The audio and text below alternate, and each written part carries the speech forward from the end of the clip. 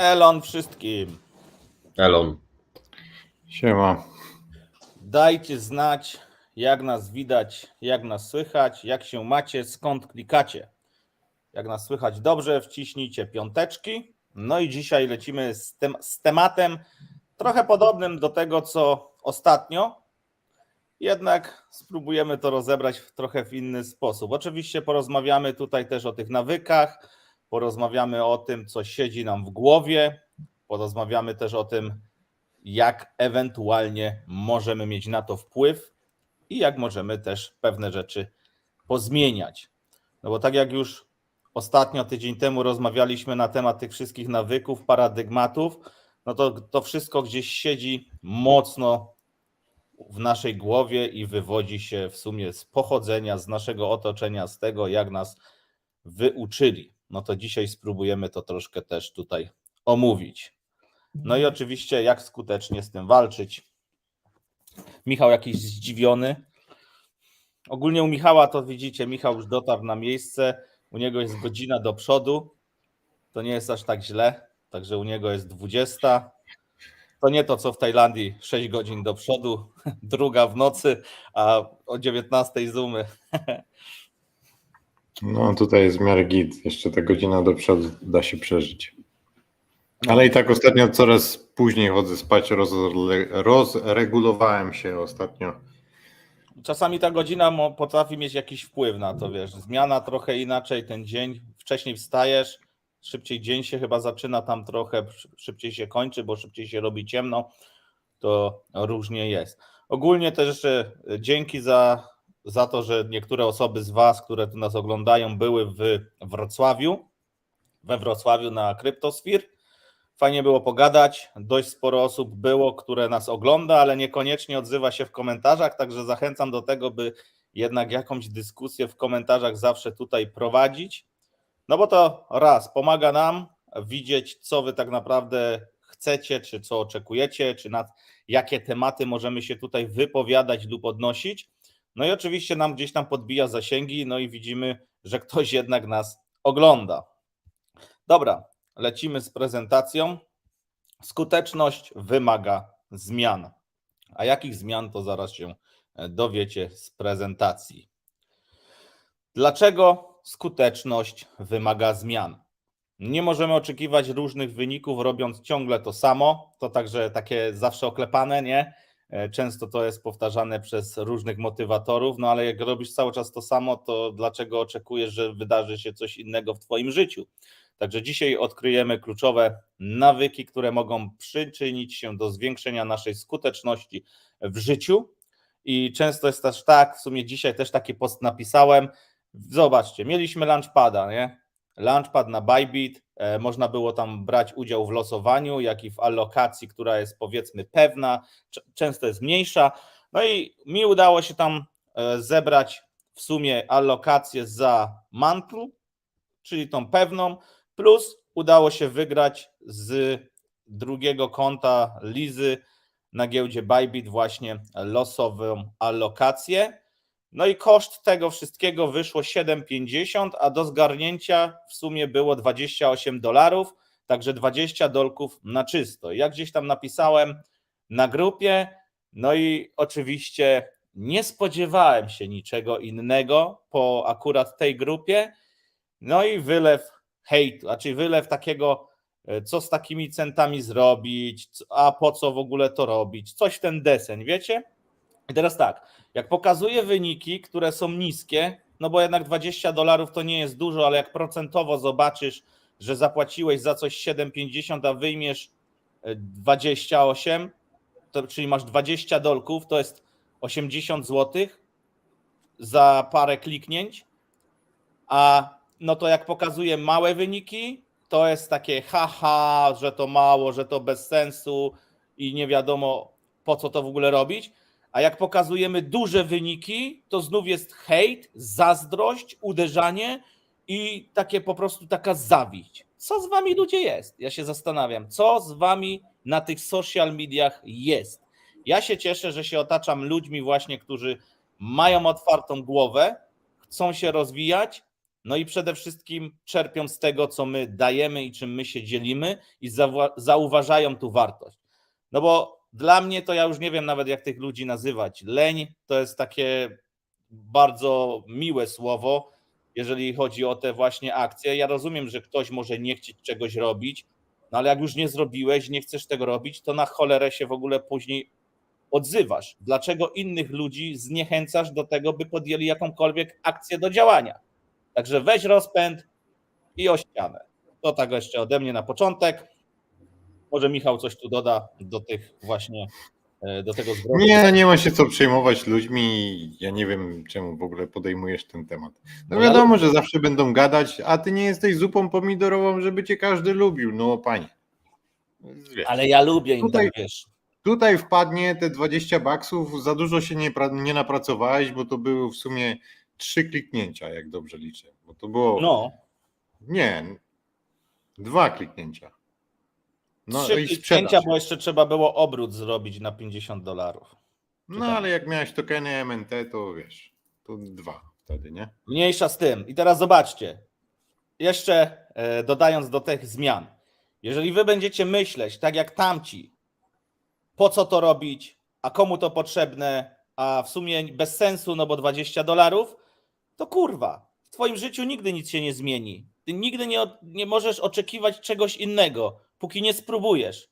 Także tak jak widzicie, ja będę poruszać te tematy. Wiem, że Michałowi się nie chce, akurat ja mam zamiar poruszać to, bo raz, lubię wkurzać tych wszystkich hejterów, wbijać im szpilkę i po prostu mnie to śmieszy, jeżeli oni komentują. Dla mnie jest darmowy zasięg, nieważne co tam piszą, ważne, żeby pisali, także mogę nawet podziękować. A osoby, które wiedzą, co jest 5, kumają, zbierają kapitał, zbierają tokeny, budują przede wszystkim kapitał w oparciu o tego typu darmowe rzeczy, bo to jest dla osób, które nie posiadają dużego kapitału. To jest mega fajne i proste rozwiązanie, by jednak zdobyć tutaj coś więcej. Więc, Wiesz co, mam pomysł. Ile masz tych tokenów MNT? a ja nie wiem nawet. 3000? Ja mam 5000 i w sumie za żadnego nie zapłaciłem. Wszystkie zebrałem. No bo to To był znaczy, airdrop. na początku to były tokeny BIT, które zostały dane tam za po prostu rejestrację na giełdzie i tam były jakieś akcje. Później korzystanie z launchpadów dzięki właśnie tym tokenom BIT. Uczestniczysz w launchpadzie, launchpoolu, zysk sprzedajesz, dokupujesz tokenów BIT. No. I tak robisz w kółko. W kółko. Raz jeszcze udało mi się wygrać konkurs za promocję właśnie BIT-a. Trzeba było nagrać wideo po prostu i moje wideo akurat przeszło, dostałem 500 bitów. No i mam w sumie tych bitów 5000. Za żadnego nie zapłaciłem. No. Pozdrawiamy. Czyli jedynie co to pracą wykonałeś, no ale teraz zjawią się ci, co hejtują i powiedzą naganiacz, nagrał wideo. Każdy może nagrać wideo, przecież każdy może zacząć coś robić ekstra dodatkowo, za co może zostać w jakiś sposób tam wynagrodzony. Tam nie No. trzeba było nagrywać wideo, tam było trzeba po prostu zrobić jakiś content. Mogłeś zrobić jakąś grafikę, mogłeś napisać artykuł, mogłeś zrobić Ja cokolwiek. pamiętam, też tam brałem udział, ale akurat mi się nie poszczęściło, nie? Dobra, lecimy dalej. Dość narzekania na hejterów. Czemu działamy? Jak działamy? Umysł żyje w przeszłości, odnosząc się do tego, co było. Wszystko, co robimy świadomie, na co dzień, to odtwarzanie tego, co już było. Czy przypadkiem wy też nie macie takiego wrażenia, że boicie się coś zrobić, bo boicie się na przykład konsekwencji takich, że kiedyś zrobiłem, kiedyś mi się nie udało, to ja w ogóle najlepiej wolę tego nie dotykać i nie robić ponownie. Często ludzie z takiej perspektywy też tutaj podchodzą. Wiesz co? Czegokolwiek byś nie robił i cokolwiek by to miało nie być, to wszystko jest oparte na tym, czego kiedyś doświadczyłeś i jakie kiedyś nabyłeś przekonania. Często te przekonania nawet nie biorą się z tego, czego ty sam się nauczyłeś, tylko nawet z tego, czego ktoś cię nauczył, a czego ty nie musiałeś koniecznie na sobie doświadczyć. I teraz te ograniczenia, które bardzo często później się okazuje, jak nad tym pomyślimy, że jednak wcale nie są moimi ograniczeniami, tylko są ograniczeniami, które ktoś mi wgrał, potrafią na tyle hamować i powstrzymywać różne działania, że my od samego początku do różnych rzeczy jesteśmy z góry zniechęceni i nastawieni na nie. Przykładowo odbiór tych $20. No bo co to jest $20? 80 zł. No sorry, ale co ja z tym zrobię? No ale jak się okazuje, na naszym przykładzie już niejednokrotnie, takie $20, jeżeli gdzieś to sobie potem wrzuciliśmy, potrafiło zrobić 200 albo 2000. Są takie przypadki, tylko wiecie, trzeba zmienić ten poziom mentalny, który się posiada i wejść na nieco wyższy level pod tym kątem, że zamiast myśleć o tym, że $20 to jest mało, to ja sobie pomyślę, że $20 to jest kolejne coś, co mogę gdzieś wrzucić, co może kiedyś dać więcej.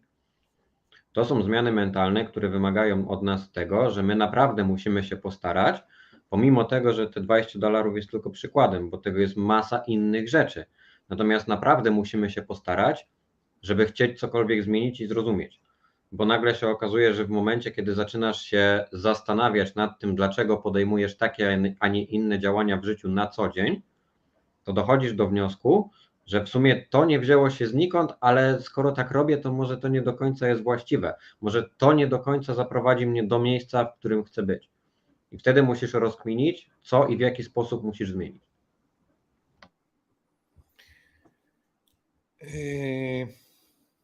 Chcesz coś dodać, Michał? Nie. Mamy parę komentarzy. W 2017 zbierali po 2 dog z kraników, a teraz muchy w nosie na 20. Tak, dog też jest przykładem, że warto było to zbierać. W ogóle były takie kopareczki do doga i do Litecoina. Niektóre okazywały się z kamem, ale można było za darmo nazbierać, nie trzeba było tam nic wpłacać. I kolejny komentarz. Niektórzy na te $20 muszą pracować parę godzin fizycznie.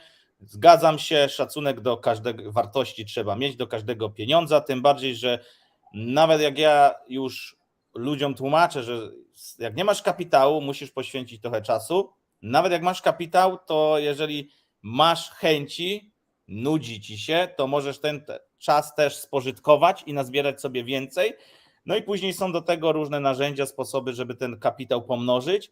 I potem taki kapitał, który, nie wiem, zdobędziesz właśnie z tego typu akcji, z bonusów, możesz dużo łatwiej wrzucić gdzieś dalej i nie poczujesz takiego bólu, że gdzieś coś straciłeś, coś nie wyszło. Mnie też to zawsze w ten sposób chroniło od podejmowania pewnych decyzji.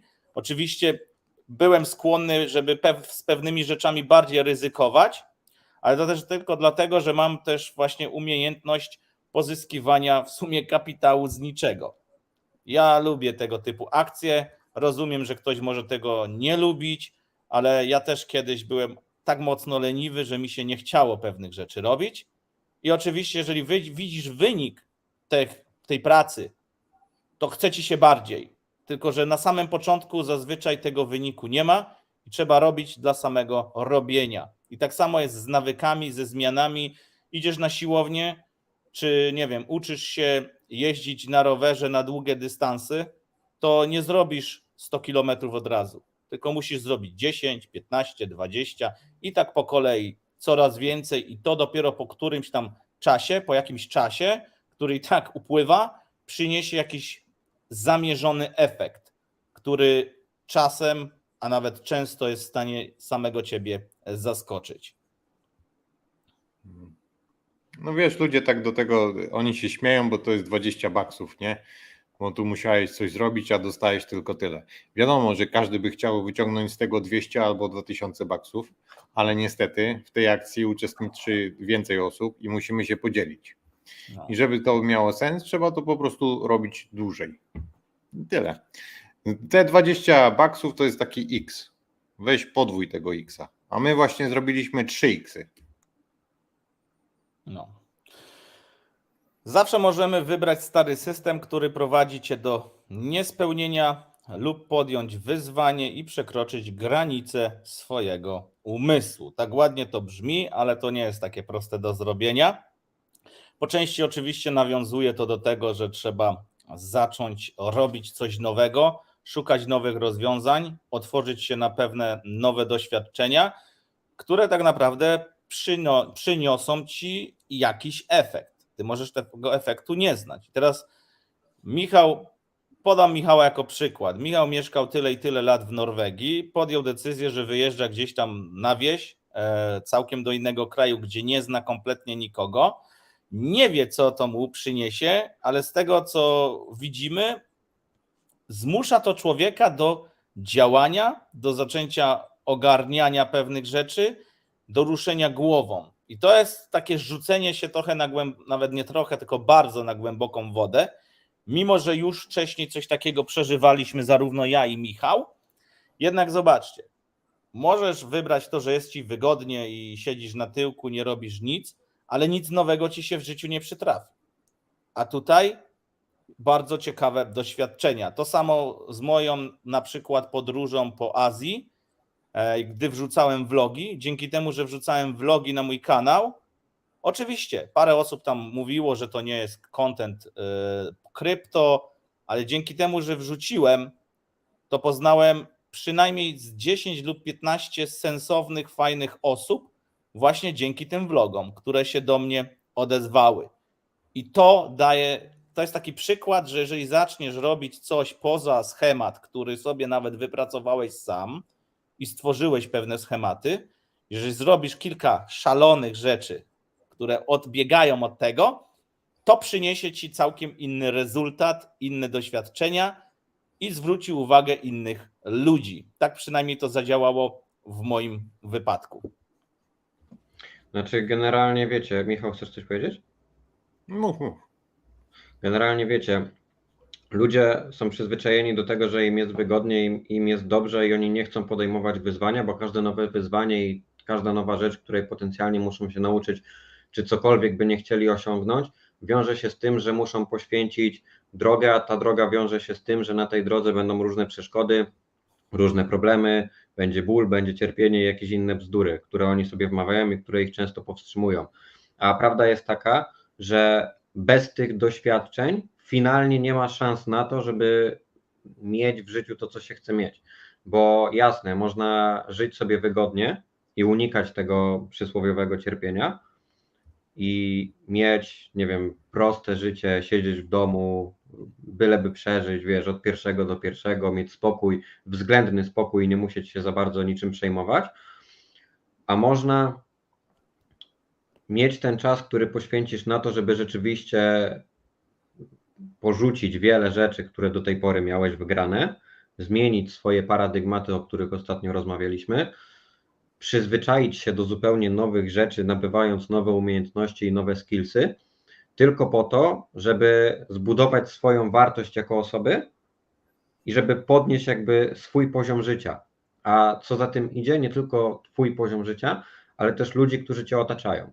Bo finalnie, mimo wszystko uważam, że większość ludzi ma tak, że robienie czegoś tylko i wyłącznie dla siebie nie idzie w parze z tym, żeby na dłuższą metę to robić, bo finalnie ty chcesz robić coś po to, żeby twoja rodzina czy twoi bliscy byli zabezpieczeni i żebyście wszyscy mieli fajny spokój i mogli żyć bezpiecznie, żyć tak jak chcecie na swoich warunkach, a nie tak jak musicie żyć. Kolejna sprawa. Ciężko się robi samemu nowe rzeczy, to też już nieraz zaznaczałem. Ciężko jest bycie w czymś samemu. Nie? No lepiej się chodzi na siłownię we 2-3 osoby niż samemu. Ja często, akurat mi to nie przeszkadza, bo ja chodziłem na siłownię i chodzę samemu, ale fajnie jest mieć jakiegoś kompana w tym, co robisz. I dlatego też człowiek dąży do tego, by robić coś gdzieś w grupie, coś razem, brać przykład z innych lub korzystać z ewentualnej pomocy innych osób.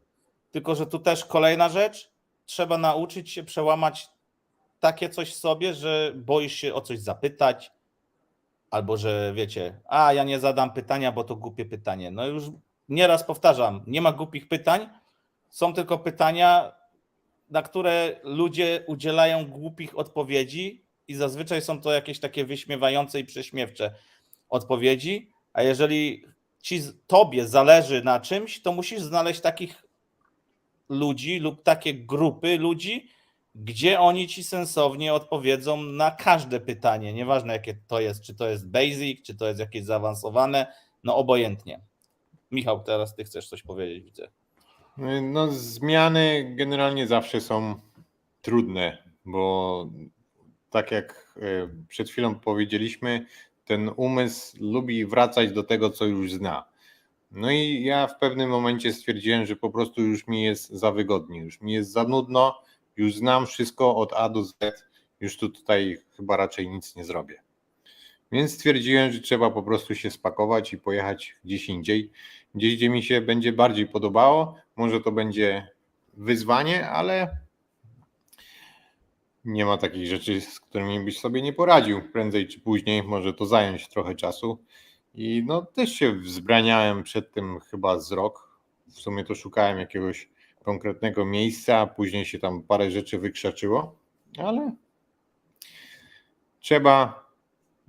trzeba dążyć do takiego spełnienia, do tych właśnie trudnych decyzji. Tak jak już mówiliśmy wiele razy, trudne decyzje, łatwe życie, łatwe decyzje, trudne życie. Generalnie wiecie, samo to sformułowanie, że przekraczać granice swojego umysłu. No, ja wychodzę z założenia, że zarówno my, jak i ludzie, którzy nas obserwują, to są ludzie, którzy rzeczywiście gdzieś tam chcą się rozwijać, zdobywać nowe umiejętności, czy polepszać samych siebie, czy tam mieć lepsze otoczenie niż mieli dotychczas. I jeżeli kogoś nie jara to, że w jego umyśle jest coś, co wymaga przepracowania tylko po to, żeby później czerpać z tego korzyści i stawiać sobie wyzwania tak na dobrą sprawę pracy ze swoim umysłem, no to moim zdaniem długo na tym nie pociągnie. Bo w momencie, kiedy nabędziesz taki mental, że jest coś, czego jeszcze nie ogarniam, jak ogarnąć, to nagle się to staje twoim wyzwaniem, które rzeczywiście chcesz osiągnąć i do którego dążenie cię jara. Bo to jest na zasadzie takiej gry. Wiecie, wiele osób, myślę, że które nas oglądało, czy nawet my tutaj wszyscy w coś kiedyś graliśmy, i gry mają to do siebie, że chcesz pokonywać kolejne poziomy i odkrywać to, co jest dalej. I życie i rozwój też jest taką grą, w której uczestniczysz, tylko że tutaj twoim rezultatem, który finalnie osiągasz, nie jest jakiś poziom, który wbijasz, czy przedmioty, które zdobywasz w grze, które są wirtualne, tylko twoim wyznacznikiem wartości levelowania, można powiedzieć, jest to, jaki status życia i jaki status mentalny prezentujesz. Bo finalnie, jeżeli twój mental się polepsza, to nagle się okazuje, że nie tylko ty jesteś dla siebie lepszą osobą i lepiej sobie radzisz z różnymi wyzwaniami, ale też jesteś w stanie lepiej dealować z różnymi wyzwaniami w stosunku do osób w twoim otoczeniu i pomagać im w lepszy sposób. Bo nagle się okazuje, że jeżeli ty się rozwijasz, to osoby, które są ci bliskie, nie muszą się przejmować różnymi innymi rzeczami, którymi ty się przejmujesz, bo wystarczy, że ty o to zadbasz i oni po prostu to będą mieć. I ja na przykład jestem taki, że dla mnie osoby bliskie, moi przyjaciele czy rodzina, to są osoby, które mają mnie motywować po to, żebym ja robił więcej, po to, żeby oni mieli lepiej razem ze mną. Bo finalnie, jeżeli nagle się okaże, znaczy nie nagle, bo wiesz, nic nie przychodzi nagle w tym kontekście, ale jeżeli za X czasu dojdę do miejsca, w którym rzeczywiście chcę być i będę miał spokój, to ja nie będę chciał być w tym miejscu sam, tylko ja będę chcieć móc się cieszyć tymi rzeczami, które będę miał razem z ludźmi, na których mi zależy. No. A to wymaga ode mnie przekraczania granic mojego umysłu, tak jak tu jest napisane. No i proste jest, jeżeli nie pracujesz nad tym, by wlać sobie coś innego do głowy, no to się albo stoisz w miejscu, albo się cofasz. I wiele to można zauważyć też po tym, co się dzieje wokół ciebie, jeżeli zaczynasz interesować się jakimś rozwojem osobistym czy rzeczami, które mogą aktualnie na przykład twoich gdzieś tam znajomych, starych znajomych, tych bliższych lub dalszych, na ten moment nie interesować. I oni mogą tego nie skleić. Wiecie, na przykład osoby, które mają niepoukładane emocje, ego i to wszystko, są w stanie nawet tobie zarzucić, że to twoja wina, że ty się oddaliłeś albo nie dzwonisz. Często tak jest, nie? Jak się pokłócicie gdzieś z rodziną, albo nawet coś gdzieś tam jest nie tak, no to jest tak, no ja nie zadzwonię, bo coś tam, a on nie zadzwoni też, bo coś tam. I tak stoicie cały czas w tym. I teraz, jeżeli ktoś nie zrobi tego pierwszego kroku, to nigdy nie nastanie. Zawsze będzie to taka sytuacja. Teraz, jeżeli ty idziesz do przodu, ja miałem takie osoby gdzieś tam, które uważają, że mi odwaliło, bo na przykład, nie wiem, udało mi się lub zarobiłem jakieś pieniądze, zainteresowałem się kryptowalutami, oni tego nie rozumieją i to ja jestem zły, że ja się tym zainteresowałem i mają na przykład do mnie o to żal, a tu problem jest taki, że to jest ich problem, a nie mój. Ja poszedłem inną drogą, całkiem inną drogą rozwoju i korzystania z tego, co daje mi technologia i co przyszło do mnie i ja się oczywiście w to wdrożyłem i zainteresowałem, to oni nie chcieli, mimo że my, czy ja, mówię tu teraz za siebie, od iluś tam lat pokazuję te rzeczy. Oczywiście to tak samo działa na przykład, jeżeli chodzi o wyniki sportowe. Ktoś może trenować na przykład biegi i niech jest 5 osób, a z tych 5 osób wyłoni się na przykład 1 albo 2 najlepsze, no bo inne osoby będą albo za mało pracować nad tym, albo po prostu nie będą mieli predyspozycji fizycznych lub czegoś, żeby osiągać lepsze wyniki. Ale żeby się to dowiedzieć, to trzeba zacząć to robić. Inaczej się nie dowiesz, bo po samym wyglądzie, po samym patrzeniu i przyglądaniu się nie jesteś w stanie stwierdzić, czy coś jest dla ciebie lub nie. Lecimy dalej. Dlaczego boimy się zmian? Umysł traktuje nowość jak zagrożenie. Znane jest bezpieczne, a nieznane przerażające. Ale tylko tak rozwijamy się i odkrywamy nowe możliwości i mamy jakąś szansę oczywiście na zmianę, na to, by coś ciekawego się w życiu wydarzyło. Nie wiem jak wy, ale osoby, które nas oglądają, to spora część tych osób wyjechała za granicę. Już nie chcę wnikać, jakie były powody wyjazdu za tą granicę, dlaczego to zrobili. Głównym powodem zazwyczaj jest to, że tam lepiej zarabiamy i większość osób, którą ja znam, mimo że bardzo by chciała wrócić do Polski, nigdy nie podejmuje tej decyzji, żeby wrócić do Polski, bo im się żyje tam, gdzie pojechali, lepiej. Takie są fakty. Oczywiście nie idźmy już dalej, że jest gdzieś bezpieczniej czy mniej. To też wszystko zależy od ciebie, gdzie sobie znajdziesz miejsce, jak sobie to ogarniesz i jakie otoczenie sobie sam po części wykreujesz i jakimi ludźmi będziesz się w danym miejscu otaczał. I teraz podjęcie decyzji wyjazdu, rzucenie wszystkiego i wyjechanie za granicę często wiąże się z mega wyrzeczeniami. Tak było w moim wypadku. Ja musiałem wziąć moje oszczędności, pojechać w ciemno, bez języka, bez pracy. Wiedziałem tylko, gdzie mogę spać i to było wszystko na tamten czas. I dałem sobie 3 miesiące na to, by to jakoś ogarnąć i ogarnąłem w 1,5 miesiąca. Bez języka, bez różnych rzeczy. A dałem sobie 3. Często jest też tak, że jak ktoś sobie narzuci jakiś czas, to przekroczy to. I oczywiście to też trzeba się na to przygotować, że nie zawsze wszystko dzieje się tak, jak my tego chcemy. Po części ja miałem taką presję, że muszę zostać za granicą, nie chcę wracać do Polski, chcę sobie po prostu między innymi nauczyć języka angielskiego i wiele innych rzeczy, które doświadczyłem i nie zamieniłbym tego na nic innego.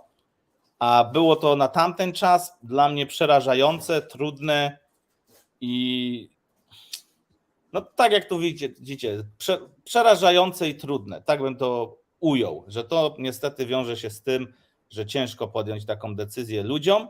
Tak samo jak ciężko podjąć niektórym osobom, które mają dzieci, to, żeby wyjechać gdzieś za granicę na wakacje. I dlaczego tak jest, że znam osoby, które twierdzą, że z dziećmi nie da się podróżować, a znam osoby, które podróżują i to nawet po Tajlandii i nie ma z tym najmniejszego problemu. Z 2 dzieci. Więc od czego to zależy? Pomyślcie.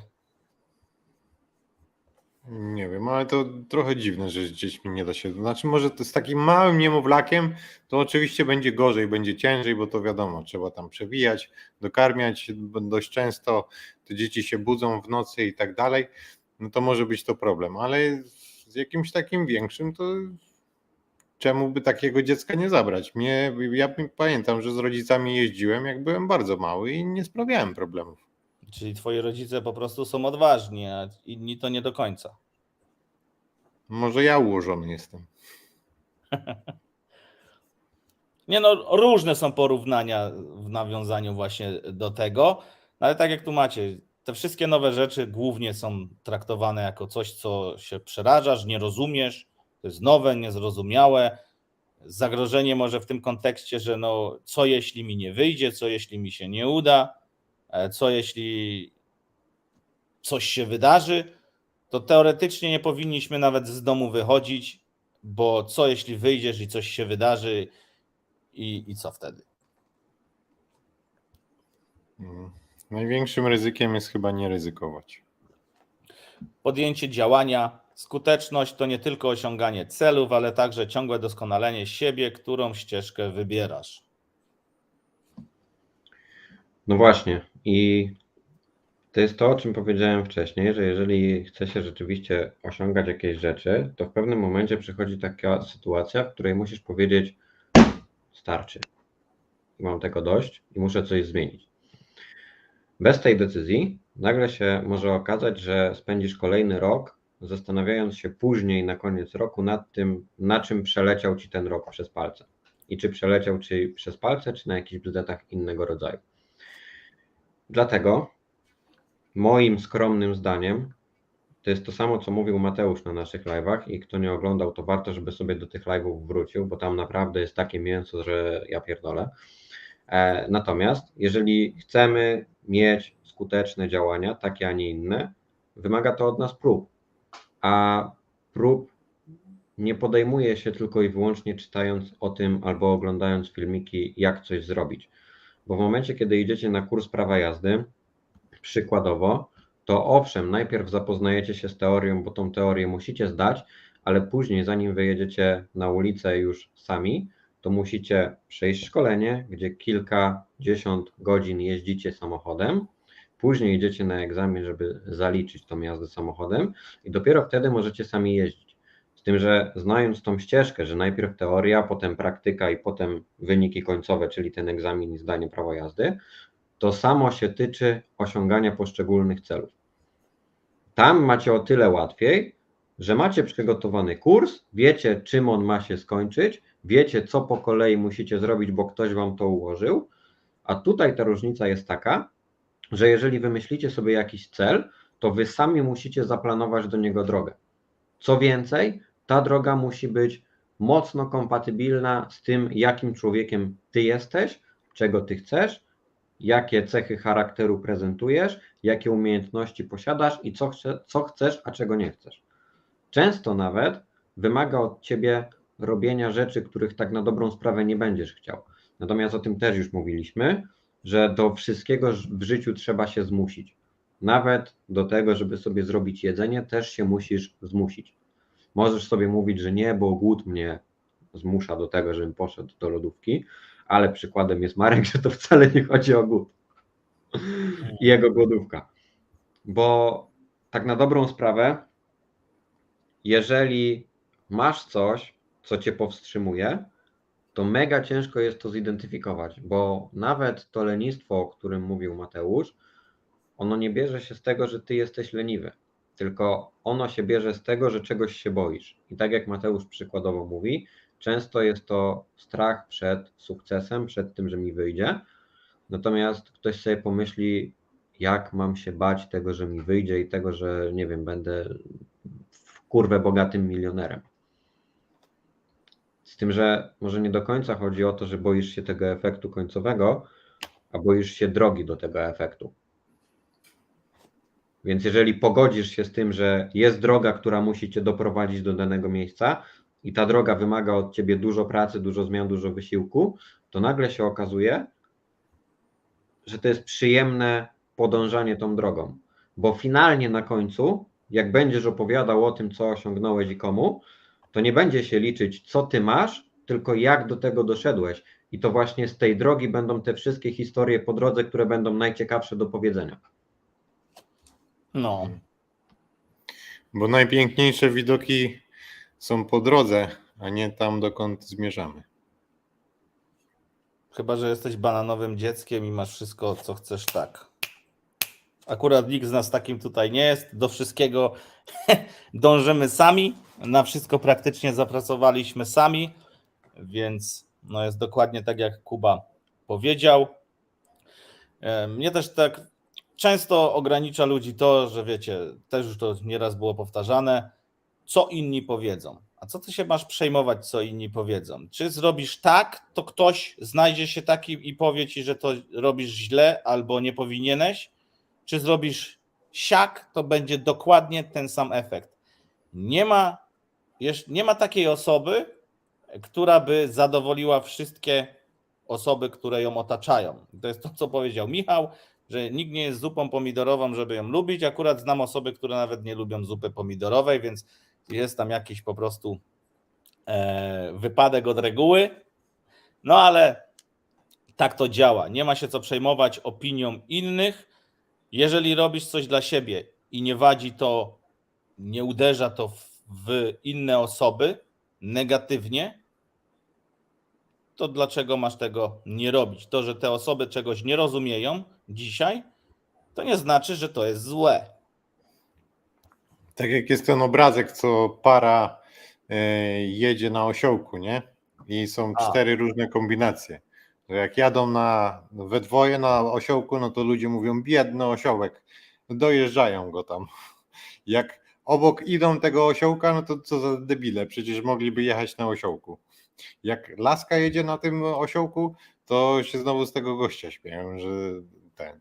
Jak on jedzie na tym osiołku, no to co, że kobieta idzie, a on jedzie na tym ośle. Jezus. No I to tak jest, zawsze jest niedobrze i zawsze się znajdzie ktoś, komu coś będzie nie pasować, a ty po prostu powinieneś się na niego wypiąć i tyle. Co cię to obchodzi, gościu, idź stąd. Rozpocznij swoją podróż zmiany dzisiaj. To też jest fajne, bo kiedy zacząć, jak nie dziś? Wiecie, wszyscy zaczynają od poniedziałku, wszyscy zaczynają od nowego roku, a tak naprawdę wszystkie te noworoczne postanowienia, to w lutym to już nikt o nich nie pamięta, nawet powiedzmy pod koniec stycznia. I samemu można sobie, jeżeli jesteś konsekwentny w tym, co robisz, to samemu można zrobić sobie taki test i po prostu zobaczyć, jak mocno dałeś ciała z tym, co sobie gdzieś tam obiecałeś, że no, po nowym roku to zacznę i czy nawet od nowego tygodnia. Ja nie potrzebuję przełomu roku, żeby coś zacząć robić. Daję sobie czasem tydzień, czasem miesiąc, żeby na coś oczywiście się zdecydować. No i po prostu zaczynam to robić, a wynik zobaczę, gdzie mnie to doprowadzi. Także zmiana nawyków, tak? No mów, dokończ.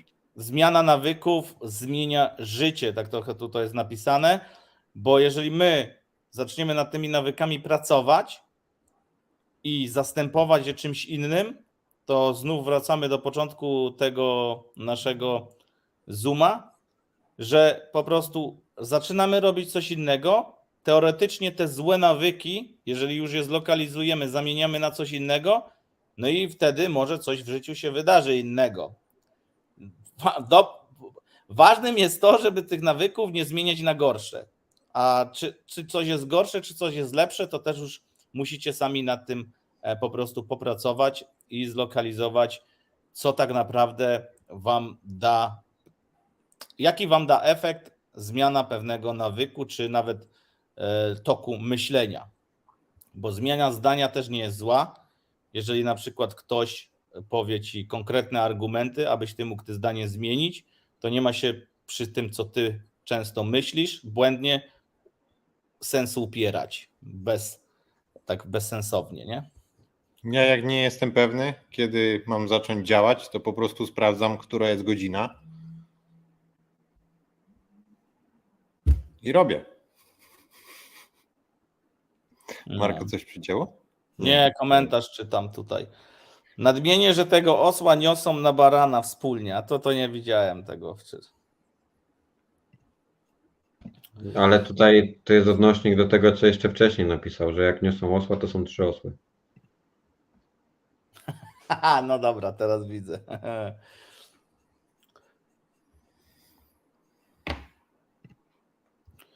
No i teraz mamy, zobaczcie, nawyki, które można zastąpić.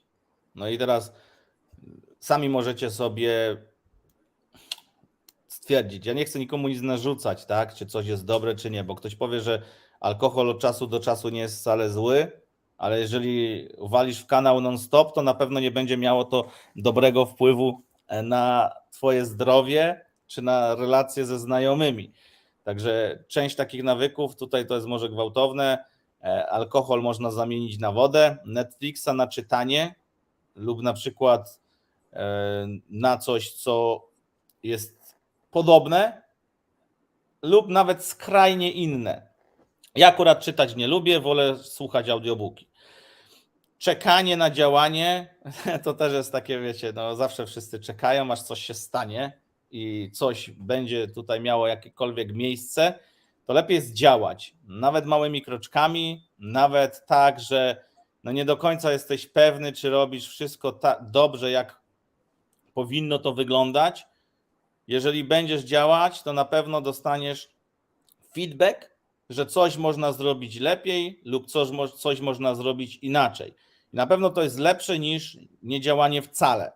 Aczkolwiek tutaj to, że podejmujesz jakieś działanie i robisz cokolwiek, co odstaje od jakichś tam ram, w których wcześniej byłeś zamknięty, no to spowoduje poruszenie w twoim otoczeniu, tak? No to sami możecie sobie zrobić test na swoich Facebookach, bo wiecie, Facebook przez wiele osób na przykład dziś jest traktowany jak pamiętnik, jak nie wiem, jak coś, co oni, oczywiście Messenger do komunikacji, ale sam Facebook, wiele osób postuje na Facebooku 2-3 razy w roku i tylko postują takie informacje, które mają jakieś większe znaczenie lub jakieś większe wydarzenia w ich życiu. Większość ludzi zazwyczaj postuje, jak wyjechało na wakacje, czy gdzieś tam coś fajnego w życiu się przytrafiło, czy jak zda prawo jazdy. No to tym się chce pochwalić przed znajomymi i mieć jakąś aprobatę ludzi, których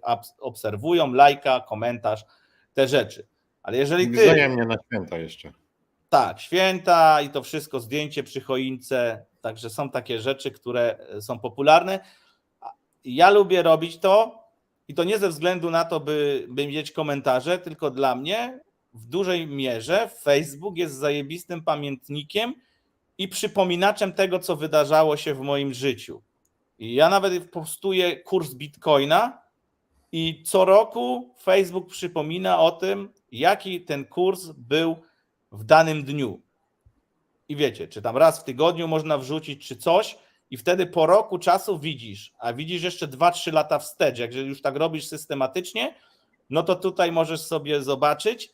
I często jest tak, nie wiem, czy to zauważyliście, że kurczę, zazwyczaj robisz te same rzeczy w tych samych datach. Mi się przynajmniej tak wiele razy powtarza, że w tym samym okresie, nie mówię o wyjazdach na wakacje, bo to zazwyczaj jest w tym samym okresie, ale często jest tak u mnie, że na przykład jak jem jakieś fajne jedzenie w restauracji, to rok temu dokładnie w tym samym dniu też miałem podobną sytuację.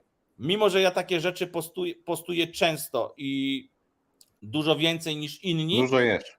Tak. Więc wy sami możecie sobie zrobić test i zobaczyć reakcję waszych znajomych, co się wydarzy, gdy z postowania raz na rok, czy tam raz na miesiąc dacie 1-2 posty w tygodniu. I na przykład dla mnie to też jest fajne narzędzie do budowania nowych relacji i korzystania z tego, że jednak to dociera do szerszej publiczności, do większej ilości osób. I ja w ten sposób też jestem w stanie pokazać moje zainteresowania i znaleźć ludzi z podobnymi zainteresowaniami do moich. Czyli jak ja lubię jeść, tak jak powiedział Michał, to ja znajdę osoby, które lubią jeść to samo lub też lubią po prostu się najeść. Generalnie powiem Wam jeszcze inną ciekawostkę, pod jakim kątem social media, zbudowane konta ułatwiają życie. Bo raz, że w momencie, kiedy ktoś Cię poznaje albo ktoś ma Cię sprawdzić, to idzie do internetu i robi tak zwany social proof, czyli patrzy, obczaja cię w internecie, czy ty to ty, co ty w ogóle robisz w życiu. Kolejna rzecz jest taka, że w momencie, kiedy zaczynasz cokolwiek postować i wychodzić jakby przed szereg, można powiedzieć, to nagle się okazuje, że często albo niektórzy ludzie w stosunku do ciebie nie są tacy prawdziwi, jakby ci się wydawało, że są nieco bardziej fałszywi, albo że z kolei inni są bardziej przyjaźni, także to też jest taki sposób na odcięcie się od pewnych toksycznych, niewłaściwych relacji. Natomiast co jeszcze, to już jest też taka sytuacja, która mi się przytrafiła i która uważam, że mimo wszystko te social media ułatwiają dużo rzeczy.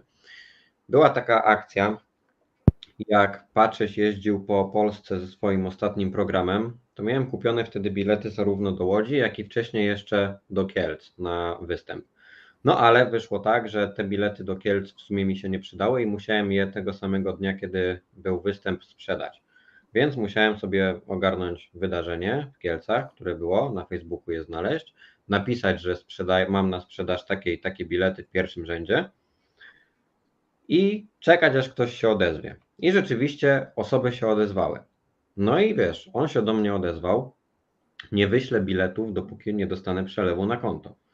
A on nie wyśle siana, dopóki nie dostanie biletu. I co wtedy? No właśnie, a on nie wyśle siana, dopóki nie dostanie biletu. No i teraz jak to rozwiązać? No jednego biletu mu nie wyślę, no bo sorry, no nie, mają dwa, nie? No to jeden wyślę, potem on wyśle siano, doślę drugi, bez sensu. I co zrobiłem? Jak on mi mówi tak, skąd mam wiedzieć, że jak ci wyślę pieniądze, to mnie nie oszukasz? A ja mówię, stary, myślisz, że z takim profilem chciałbym cię oszukać na 200 zł? No. I wysłał bez zająknięcia. Mówi, dobra, masz. Oczywiście też może być w drugą stronę, wiesz, bo różnie to działa.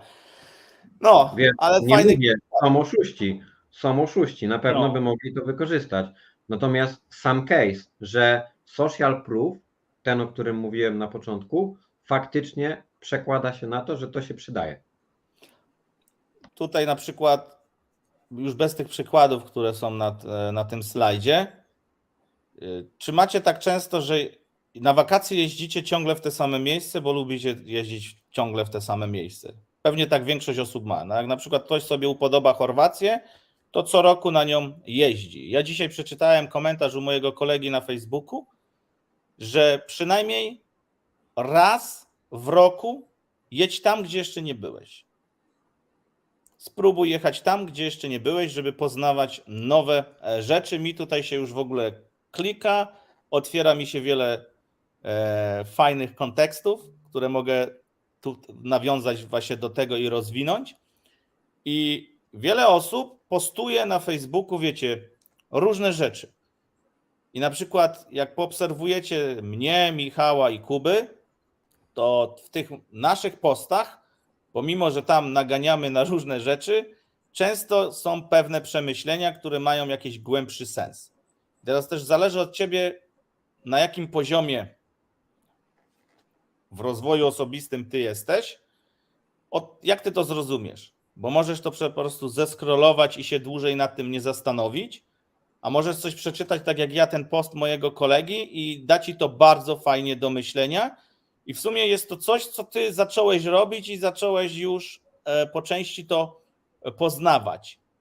Dlaczego tak warto robić i co może to ewentualnie wnieść do twojego życia. Na pewno wniesie to, że jak zaczniesz odwiedzać inne miejsca, w których wcześniej nie byłeś, pomimo że to może się wydawać trudne i powiedzmy takie nieprzewidywalne, to przyniesie ci nowe doświadczenia, które dużo bardziej zapamiętasz niż to, jak już gdzieś byłeś raz czy drugi. Bardziej zapadnie to w twoją pamięć. Ogółem też jest takie zdanie, które mocno mi zapadło w pamięć. Chyba Jacek Walkiewicz to powiedział, że podróże kształcą, ale tylko wykształconych ludzi. I niekoniecznie chodzi tutaj o edukację czysto szkolną. Tylko jeżeli zaczniecie się dowiadywać różnych rzeczy o historii na własną rękę, to nagle się okaże, że miejsca, do których będziecie jeździć, będziecie postrzegać zupełnie inaczej. Żeby się nie okazało, że jedziesz pod piramidy i mówisz, że no fajne, zapalę sobie. No to tak jak widzisz, do Kambodży pojechałem akurat tam za grubo poszedłem z tymi przemyśleniami. Mnie to mocno przytłoczyło, jak poznałem tą historię, plus jeszcze tak wiecie, obserwowałem tych ludzi, to co tam się wszystko powydarzało, więc też trzeba z niektórymi rzeczami umiar. Ja to mam do siebie, że jak ja coś rozkminiam, siądę, to ja idę do spodu. Ja lecę do spodu, czy tak jak jakieś są akcje w necie, to ja lubię wiedzieć co, dlaczego, po co i najlepiej jeszcze w ogóle jak to powstało, ale uczę się tego, by jednak aż tak głęboko w niektóre rzeczy nie dochodzić, bo to nie ma sensu. To później w pewnym momencie jest stratą czasu. Oczywiście ta Kambodża jest nie do końca takim dobrym porównaniem, bo tu bardzo chciałem poznać właśnie historię, co tam się wydarzyło, dlaczego się to wydarzyło i jak oni sobie tak naprawdę w tych czasach teraz tam radzą.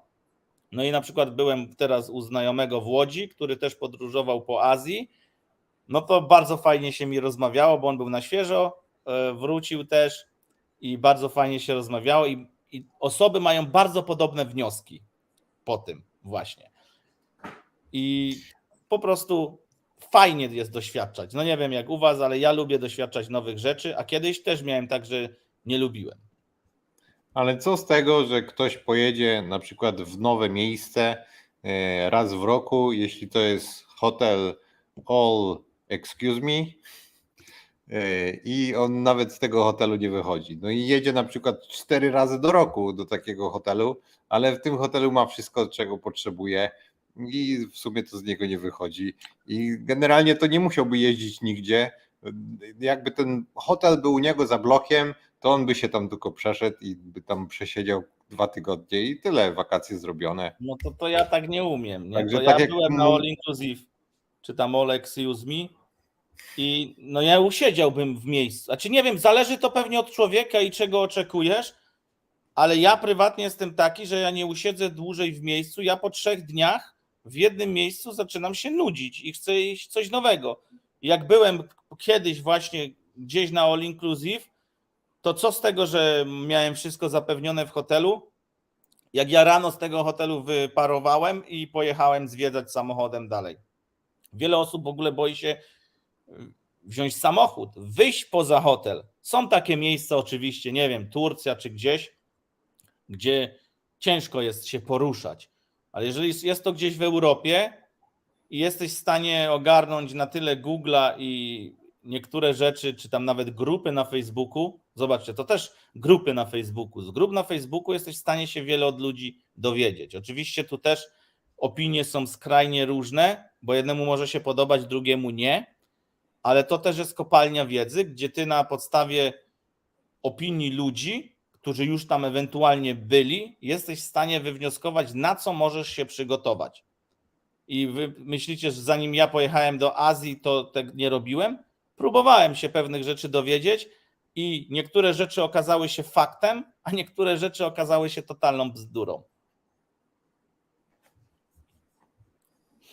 Lecimy dalej. To już mamy koniec, to zobaczcie, już dobiliśmy do brzegu. Oczywiście zapraszamy na wydarzenie NBX w Berlinie 4-5 grudnia. Z kodem HSH Hajsocholicy macie 10% zniżki. Jeszcze tutaj na koniec wspomnę o promocji Luno. Nie wiem, kiedy ona się skończy, także będę teraz o niej dość często wspominać, ponieważ nie wiemy, kiedy ona się zakończy, a tutaj do zgarnięcia jest 50 euro. To jest oczywiście dla tych chętnych, którzy chcą, a jak się chcesz zmuszać do tego, czy bardzo jesteś niechętnie nastawiony, to nawet nie patrz na to, bo to nie ma sensu. Warto na pewno wspomnieć, że te 50 euro dostajecie tylko jeśli użyjecie tego kodu. Bez tego kodu nie dostaniecie tych pieniędzy. Tak. Więc to by było tyle.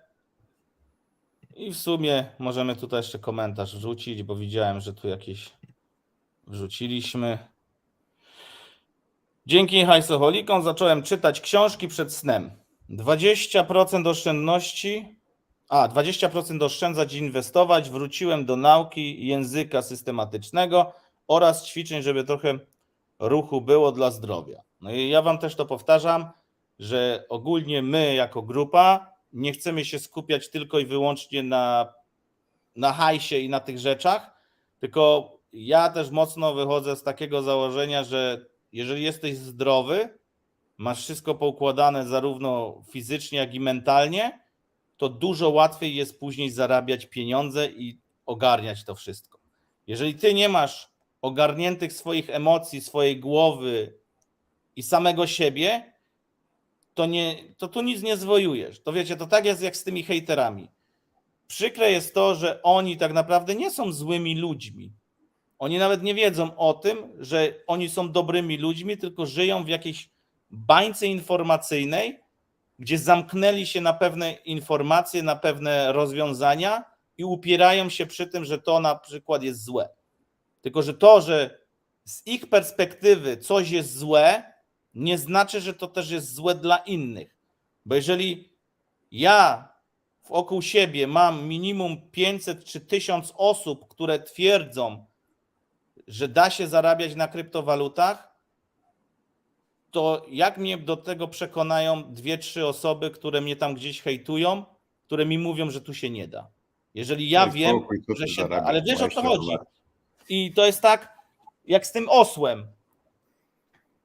Nigdy nie dogodzisz, a znajdą się osoby, które będą cię na siłę przekonywać, że robisz źle. I ja jestem w stanie wziąć na klatę to, że mi coś nie wyjdzie, że będzie jakaś porażka, coś mi się nie uda, czegoś nie zrealizuję, ale przynajmniej mam zajebistą satysfakcję z tego, że próbowałem coś zrobić i nie zmarnowałem pewnej szansy lub okazji, a pieniądze, bo często ryzykujemy jakieś tam pieniądze i kosztuje nas to się odrobi. Bo jak ja tak patrzę z mojej perspektywy, to często zdarzało mi się wydać pieniądze na takie pierdoły, że po prostu nauczyłem się tych pieniędzy nie wydawać, a wolę je wydać w inny sposób, zagospodarować w inny sposób i nawet jak stracę, to nie robi mi to dużej różnicy. I to też już powtarzałem nieraz. Chyba każdemu zdarzyło się palić papierosy. Ja paliłem, przestałem palić. I jak tak już nieraz rozmawiam z ludźmi, mówię: Marek, ja bym chciał, ale nie mam pieniędzy, nie? Albo nie mam środków, ale na fajki zawsze jest. I teraz zobaczcie, nawet na osoby bezdomne, osoby, które mają pewne wyzwania, tam on może czegoś nie zjeść, ale musi zapalić i się napić. Jest niewolnikiem tego. I to jest chore dla mnie. Ja wiem, że to jest choroba, uzależnienie i wszystko, ja to rozumiem, ale zobaczcie, że jest wiele osób, które tak naprawdę ma pieniądze, a twierdzi, że ich nie ma, bo oni nie wiedzą, gdzie te pieniądze im uchodzą. I to jest kolejna sprawa do przerobienia, żeby wiedzieć i wskazać tym pieniądzom, to ty masz tu być szefem, gdzie one mają iść i na co mają zostać wydane, a nie, że to używki i te wszystkie rzeczy, które mają nam sprawiać jakąś przyjemność, przejmują kontrolę nad tobą. Bo często tak jest, że te wszystkie rzeczy poboczne, mało istotne, kontrolują nas, a nie my je. A tutaj musimy niestety to wszystko odwrócić i zacząć to kontrolować. Mamy kolejny komentarz. Po odstawieniu alkoholu umysł bajka, chęć do nauki, działanie wzrosła 5-krotnie. Nie wiem, Łukasz, czy waliłeś w kanał na przykład co wieczór, ale znam takich ludzi, którzy nie pójdą spać, jeżeli nie walną sobie, nie napiją sobie drina. Ja tego nie rozumiem. Oczywiście po części to nie jest nawet na samym początku uzależnienie, ale jest takie przyzwyczajenie się do pewnych rytuałów, żebym to tak powiedział. Bo tak samo palenie papierosów. To Kuba wie, o co mi chodzi. Byłem w Łodzi u Kuby. Mi nie przeszkadza palenie papierosów, jeżeli ktoś to robi, ale na przykład bardzo mnie to denerwuje, jeżeli ktoś pali mi pod oknem albo gdzieś to tam ten smród leci. Jeżeli jesteś palaczem, tego smrodu nie czujesz. Gwarantuję ci, ty nie czujesz. Ale jeżeli byś rzucił palenie albo przeniósł się na inne rzeczy alternatywne, które nie wydzielają tego zapachu, to będzie ci to śmierdzieć. Kompletnie, totalnie będzie z tego smród. Więc trzeba też po prostu zobaczyć i wziąć pod uwagę dwie perspektywy. I dlaczego tak jest? Się zastanowić. Tu widzę, Mariusz dał fajny challenge. To jest w ogóle challenge Andiego Freezera, czyli tego gościa, od którego mamy naszą power listę 5 zadań. Właśnie to sprawdzam. Może warto by było. Może nagramy o puścić tym dalej. materiał nawet, jeśli się to nada, żeby to omówić w jakiś sposób. No to chyba za 75 dni dopiero, jak dzisiaj zacznę. A, bo to jest 75 dni robisz coś konkretnie, tak? No ale wiesz, można zrobić taki sobie challenge, nie? Przez 75 dni piję szklankę wody z octem jabłkowym rano. Na głodny żołądek. Na przykład. Ja tak robię. Tutaj mamy kolejny komentarz. Ja już 4 lata nie palę, da się. No i teraz powiedz mi, czy te papierochy tobie walą, czy tolerujesz to na tyle, że po prostu tobie to nie śmierdzi? Bo mi śmierdzą papierosy Nie śmierdzą, no. i wiecie, tu nie chodzi teraz hejtować tych, co palą, bo to jest uzależnienie, to stary, to ciebie kontroluje. Jeżeli ty nie kontrolujesz tego nałogu, to nałóg kontroluje ciebie i tutaj warto się zastanowić. Plus wydajesz hajs na takie pierdoły. Oczywiście też będzie teraz, że na coś trzeba umrzeć i te takie, wiecie, racjonalizowanie sobie wyborów, ale dlaczego ja mam robić coś, co mnie truje, nie? Wiecie, ja znam osoby, które na przykład nie piją w ogóle alkoholu i są traktowane jak jakieś nienormalne. Ja akurat jestem taką osobą. Często bija się o mnie to, dlaczego nie pijesz, wiecie. Znam znajomych przez 20 lat, a nie piję też tam ileś prawie 16, tak? Czy tam 18. No i za każdym razem proponują alkohol. No bo myślą, że tym razem może się uda. Wiecie, o co chodzi, nie? Kiedyś paliłem, to mi nie śmierdziały, teraz jak ktoś przy mnie pali, to nie znoszę. No widzisz. Ale to też nie jest takie nieznoszenie, że o kurde, bo bym zapalił, tylko to faktycznie wali, nie? Ale teraz pojechaliśmy po tych wszystkich palaczach, nie? Przez 75 dni jedna transakcja na ZK Sync. No możesz, stary, zrobić i tak, nie? W ogóle nie wiem, czy widzieliście. Też ja przynajmniej zainteresowałem się taką firmą. Nie wiem, czy znacie, jest firma, która handluje złotem w Polsce, Golden Mark, bardzo popularna, długo na rynku i wszystko legit. Oni stworzyli złotą skarbonkę. Nazywa się to Gold Saver. Ja to zresztą opisałem na blogu. Jeżeli ktoś chce skorzystać, oczywiście zapraszam. Tam jest reflink, możecie z tego skorzystać. Jeżeli skorzystacie, dostaniecie 100 zł na wykorzystanie podczas zbierania na 1 uncję złota. Oczywiście te złoto jest ciut droższe niż kupilibyście 1 uncję tak z rynku. Tam chyba 200, czy nawet może maks 300 droższa niż gdzie indziej. Ale ty możesz zacząć to zbierać po 50 zł czy po 300 miesięcznie i w ciągu roku na przykład nazbierasz połowę. I lepiej jest zacząć to robić, nawet jeśli ja to tak analizowałem, bo też mi to gdzieś tam dotarło, że ktoś mi napisał, bo tam kupię taniej. I to nie jest całkowicie taka prawda, bo nie wszystkich stać, żeby wydać 8,5 klocka czy tam 8,200 na uncję złota. Ale wszystkich moim zdaniem stać na to, by zacząć sobie wypracowywać nawyk i na przykład zrobić, że wpłacam sobie po 50 zł miesięcznie i jeżeli mam możliwości, to więcej i zwiększać to i nazbierać. Możecie robić tak, jak Kuba robi. Kupuje srebrne monety, potem te srebrne sprzedać, zamienić na złote. Różne są opcje, ale ja szukam najprostszych rozwiązań, które można wdrożyć i zacząć to robić, żeby wypracować w sobie pewne nawyki.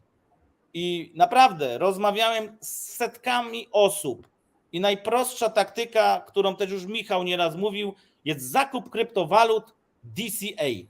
Wystarczy raz w tygodniu, raz w miesiącu się zalogować, mieć na to, nie wiem, 100 zł i wydać te 100 zł na kryptowaluty. To jest tak proste, a praktycznie mało kto to robi, bo raz, wydaje się im, że to jest trudne, a zazwyczaj jest to, że po prostu to jest z lenistwa i się im nie chce nawet nauczyć, o co tu chodzi. W ogóle w dużym stopniu jest tak, że osoby, które zaczęły to robić, to zobaczcie, ja to robię od 2018 roku, od października, czy tam wrzesień, październik, listopad. Wtedy rozpocząłem te zakupy. I zgłosiło się wtedy w tym poście z 300 osób. Dziś na palcach 2 rąk, może i jednej nogi, policzę, ile z tych osób zostało i robi to systematycznie razem ze mną, mimo wszystko. I te osoby mają już całkiem inne postrzeganie pewnych rzeczy. Dodatkowo nauczyły się korzystać z innych rozwiązań i to już przyszło tak. A osoby, które tam zostały w tym 2018 roku, czy po 3 miesiącach zrezygnowały, ciągle tam są i stoją w miejscu. I to też po części jest tutaj w nawiązaniu do tej zmiany. Jeżeli zaczniesz coś robić dodatkowo, wprowadzać inne nawyki, to możesz oczekiwać innych rzeczy. Jeżeli tego nie zrobisz, to nic innego w życiu cię też nie spotka. To by było tyle ode mnie na dzisiaj. Więc w sumie masz 3 wyjścia. Albo spróbujesz i ci wyjdzie i będzie git, albo spróbujesz i ci nie wyjdzie i później zrobisz jeszcze raz i może będzie git. Albo nie zrobisz w ogóle i będziesz żałował, że nie zrobiłeś. Albo nie będziesz żałować, bo często jest tak, wiesz, często osoby, które nie próbują, szukają tych osób, którym coś nie wyszło. I to znowu wracamy do hejterów. Oni szukają tylko momentu, aż ty robisz 100 rzeczy naraz.